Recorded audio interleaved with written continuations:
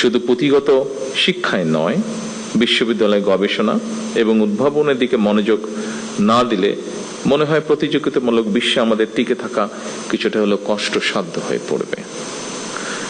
বিশ্ববিদ্যালয়ের উদ্ভাবন কিংবা গবেষণা কার্যক্রম এগিয়ে নিতে সরকার অর্থ বরাদ্দ দেবে, এটাই স্বাভাবিক।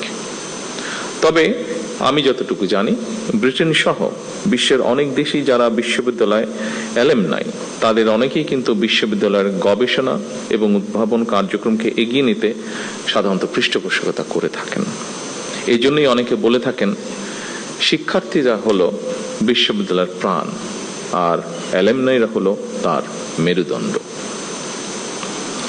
ঢাকা বিশ্ববিদ্যালয় সহ দেশের বিভিন্ন বিশ্ববিদ্যালয়ের শিক্ষার্থী বর্তমানে যারা দেশে বিদেশে জ্ঞানে বিজ্ঞানে অর্থবিত্তে প্রতিষ্ঠিত, সেই সব অ্যালামনাইদেরকে বিশ্ববিদ্যালয়গুলোতে শিক্ষা ও গবেষণা উন্নয়নে সম্পৃক্ত করার উদ্যোগ নেওয়ার জন্য আমি উপস্থিত শিক্ষাবিদদের প্রতি বিনীত আহ্বান জানাই।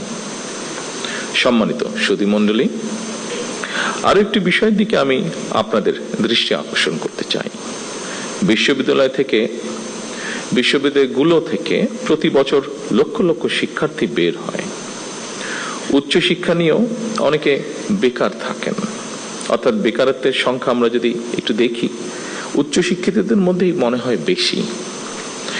এর কারণ সম্পর্কে নানা মতামত রয়েছে, তবে মনে হয় একটি ব্যাপারে কম বেশি সকলেই একমত। একাডেমিক শিক্ষা অর্জনের পাশাপাশি দক্ষতা অর্জন করতে না পারাই মনে হয় শিক্ষিতদের মধ্যে বেকারের হার বেশি হওয়ার কারণ, খুব সম্ভবত। এবং সেজন্যই বর্তমান সরকার মনে করে প্রাথমিক সিলেবাস থেকে শুরু করে উচ্চতর পর্যায় পর্যন্ত আমাদের শিক্ষা কারিকুলামগুলো একটু নতুন ভাবে সাজানো বোধহয় এখন সময়ের দাবি।